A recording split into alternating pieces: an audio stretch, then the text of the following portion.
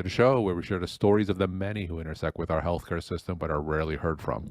My name is Kevin Poe, founder and editor of Kevin MD. Today in the show, we have Jessica de Jarnette. She is a family physician and she wrote the Kevin MD article, COVID-19 and the Great Resignation, a catalyst, not a cause. Jessica, welcome to the show. Hi, Kevin. Thank you so much for having me. So we'll get into your article in a little bit, but first off, can you share your story and journey to where you are today? Yeah, definitely. I have a very circuitous journey, but briefly, I'm a family medicine physician with a master's degree in global health, currently working in the public health sector. But my previous career was actually in emergency medicine. And this is actually my first experience with burnout also. This summer comes up on the 10-year anniversary of my first career burnout. And, at the time, it was the most painful and traumatic thing I had experienced in my adult life. And, with many years of space and time and healing, I have been able to look back at that and be so grateful that I learned that experience and those lessons early on in my career so I could apply them going forward. So tell me about that experience in terms of what you learned from it and what are you doing differently now? Yeah, that's a great question. I would say my biggest takeaway lesson was not to let my whole identity be wrapped up in my career. Mm-hmm. So in my white coat and the letters behind my name. And I think most of us, had spent so many years training and striving to be this perfect ER physician. And when I stepped away from that, I didn't know who I was anymore. And it's taken, again, many years, but I think I finally come to a healthier sense of self and identity that is not just rooted in my profession. So that was my biggest takeaway. And I would say also, I think I said in the article, this is my probably third experience with burnout at this point. And so it's never easy and it's never fun, but every time you get a bit better at recognizing when it's happening, what your best interventions are to help stop it in its tracks before it does spiral into that place of depression, dark thoughts, sometimes suicide. So I think recognizing that was really important. Tell me what you're doing now where you're not solely defined by your career. Yeah, that's a great question. I think I would say, first of all, having a career, my current career in public health, having a very supportive environment in terms of being able to take time off work when I need to, recognizing that, people have emergencies and things that happen. And if you need to step away from your desk for an hour or two to go to the dentist, that's fully supported and fine. And so those little things that are just an acceptance of your humanity and recognizing that doctors are people too, and we also have other life things going on, and sometimes we need to put those first before our career. And so that's been a big one. And I think just my own self-reflection and exploration of what is important to me in my life. And one story that I'll share is I had a co-resident pass away in a tragic accident a few days after he graduated. And I think for many of us, graduating residency is like the pinnacle of your career, right? The pinnacle of what you've worked so hard for. And he was such a wonderful person, such a bright light in so many of our lives. And, I truly think that, any of us can go at any time, right? And so I think since that time, I've really tried to live my life like every day might be my last. And how do I want to spend that day? Am I truly satisfied and fulfilled and happy in that day? And so that has really framed a lot of my decisions going forward. All right, let's talk more about your Kevin MD article. It's titled COVID-19 and a Great Resignation, a Catalyst, not a Cause. Now, for those that didn't get a chance to read your article, can you just walk my audience through it and share the story of why you decided to write it? Yeah, definitely. So I'll start with a quote by my muse, Brene Brown, who I think hopefully everyone's heard of. Sure. If you haven't, you must go look her up. I mean, she is excellent and says that there is no courage without vulnerability. And so I decided to be vulnerable. I've been wanting to share my story for some time, and I've been ignoring the call to share my story for some Hmm. time. But something finally pushed me to take that step and write all this down. I think, initially I felt a lot of shame about speaking out and, the stigma that exists for physicians to speak out about tough working conditions and Hmm. mental health issues. And there's so many barriers there. But after some time away, from my standard clinical practice and getting some perspective there, I realized that this was a story I carried, a story that's constantly reinforced by many large primary health care employers. But it was a story that I didn't really believe anymore. And, I wanted to share that I've come to the conclusion it doesn't have to be this way, that Hmm. this is not how most of the working world functions, and it's not a healthy way for us to provide good quality healthcare. And so the two themes that I want to share in this article that really fascinated me and saddened me in a lot of ways. The first would be the Great Resignation as a whole. Hmm. So I found and still find the whole phenomenon extremely interesting. And I realized that even though I left my job in October 2020, so I was a little on the earlier side, I was still a part of this phenomenon that I hadn't really paid much attention to until the previous year. And I was like, wait a second, I was part of Yeah. that. And then I'd been hearing about the labor shortages. Hmm. Obviously, the nursing shortages have been huge in a lot of healthcare systems. But I started looking at the data more and was just blown away by the data I was reading and seeing. And I think I quoted in the article that 1 in 5 physicians plan on leaving their practice in the Hmm. next few years. But I did find a study more recent that said it's 47% plan on leaving their practice in the next 2 to 3 years. Hmm. That's pretty scary, and this may be just switching roles. They did go a bit more into detail, and about 39% said they plan on leaving the profession altogether. So some may just plan on, switching into a different situation or, employer. But it's still pretty scary to think about those numbers of people stepping down. And then my second reason, right in the article, is the belief that modern healthcare in America has become an increasingly toxic place of work. Hmm. So I know this is a bold statement, and I don't make it lightly, though. I've done a ton of thought and research into this, and the number one reason people are leaving their jobs across the board in all industries, including healthcare, is toxic corporate culture. Hmm. And I found that to be very true in my experience, very true in many other anecdotal experiences. And so I decided to write that down and make it, I think, more known and more okay for people to talk about it, Sure. because we don't talk about it. So those are the two, sort of themes of the article that I was really inspired by and wanted to share. So you mentioned about workplace toxicity in the healthcare setting. What are some Mhm. stories that you've heard or stories that you want to share that really illustrate that?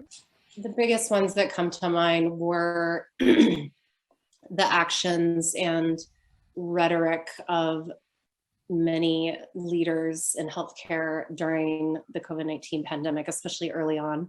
I heard a lot of really horrible stories, particularly from former ER colleagues, working on the East Coast and in, very busy metro areas that were really highly impacted by the pandemic. And I have a friend at a Midwestern ER that all of the nurses had left, and they had literally zero nursing support for a few months. And, she told me that patients are just dying in the waiting room, Mm. and, that instead of being really supportive, their hospital was quite the opposite and actually cut their pay, and did some other things that were less than ideal.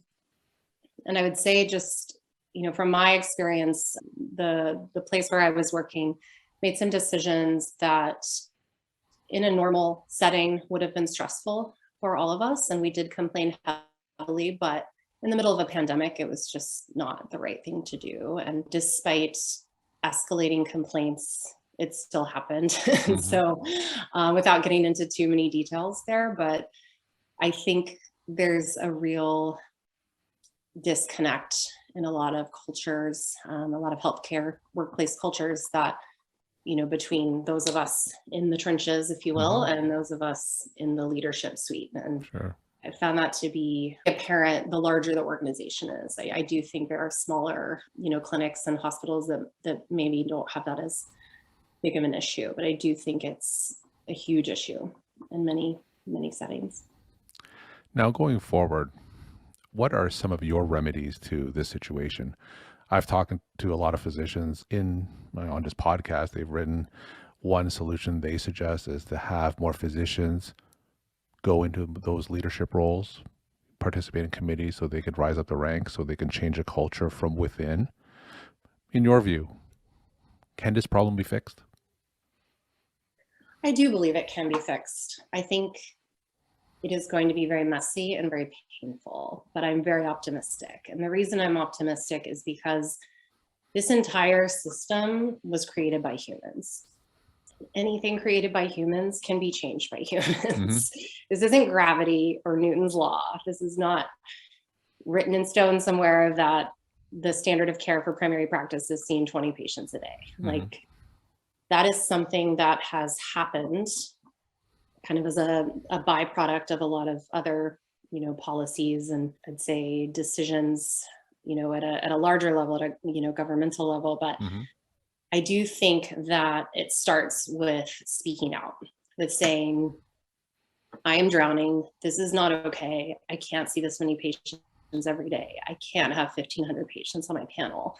And oftentimes I do see people starting to speak out and, their complaints get ignored. And that was what I was feeling at my previous employer was that, we might get some lip service back and some, I heard this term one time and it made me laugh, but leadership talk about, oh, you're doing a great job, keep up the good work. Sure. But I think the more people start to speak out and raise their voice, the more leadership will be forced to listen. And I think, in the article, this was clear, but sometimes you do have to step down or step away. I do think there are certain workplaces, the culture is so entrenched that you do have to get out. And, don't want to say the grass is always greener because, you do have to sort of weigh your pros and cons with leaving a role and starting a new role somewhere else. But I do think that there will always be jobs for us. Like, healthcare is always going to be a profession that is hiring. And so I think sometimes just stepping away and taking that leap of faith that you can find something better or another workplace that will treat you with respect is what is needed on a personal level. One of the things that you said earlier, that there were barriers for you to be vulnerable and sharing your story. What were some of those barriers that you're talking about? So I think when I was working clinically, and I think for a lot of us, because I do hear this from different friends, I had so many previous colleagues and friends reach out, people I hadn't spoken to in years, saying, oh my goodness, I 100% agree with you, because I didn't tell anyone I was right. I kind of wanted to see how people would react without, cluing them in. But I did get an overwhelmingly positive response, at least from my circle. And, a lot of people said to me, I really wish I could say something. I wish I could speak out like this. And my first response is always, what do you mean you can't speak out? Like, what's going to happen? And then I remembered, that veiled or not so veiled threat of getting fired if you speak negatively about your employer, the fear of getting blacklisted, of not being able to get a job elsewhere because you can't get letters of recommendation. We're trained from the start of medical school, basically, to be quiet and to, not rock the boat and put your head down and get the job done. And once we're in it, once we're attending, like, that is so entrenched and so rooted in our own internal selves, right? And so I think there's just a fear, like there's always that fear of like, I can't say anything. And I think too, we're also so exhausted. I think the chronic exhaustion is a huge part of it, is you just don't have the energy to fight. I didn't. At the end of the day, I was too tired to even cook dinner, much less try and change my organizational culture. And so I think that's a huge part too. Now, what was the tipping point for you? How did you overcome those barriers and share your story? Well, like I said before, the first step I took was to get out. Mm, I had to step away. I recognized that um, the culture of my workplace was shifting and not for the better, and that it was not a healthy place for me to continue to work anymore. So I did step away and I took several months off before I did go back to work. And I think anytime you're in a chronically stressful situation and you're getting into that burnout zone, from my experience, it takes a minimum of several weeks, I'd mhm, say 4 to 6, to really step away, let your nervous system calm down so you can make aligned decisions and decisions that are the best for you, because it's really impossible when you're in that fight or flight mode and your mhm. sympathetic nervous system is activated to check in with your inner voice and make the most healthy decisions, I think, for your future. So for me, it was just getting out of a bad Mhm. situation and then giving it some time and some space, and then really deciding what I wanted my life to look like going forwards. Like, what did I want my ideal day to look like? What worked for me? What didn't? What were my boundaries? Are huge. Like, Mm. I mean, that's another lesson I've learned, I guess, from all of these Yeah, burnout experiences, is how important boundaries are, and absolutely.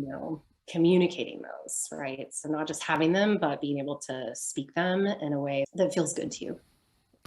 We're talking to Jessica de Jarnette. She is a family physician and she wrote the Kevin MD article, COVID-19 and the Great Resignation, a catalyst, not a cause.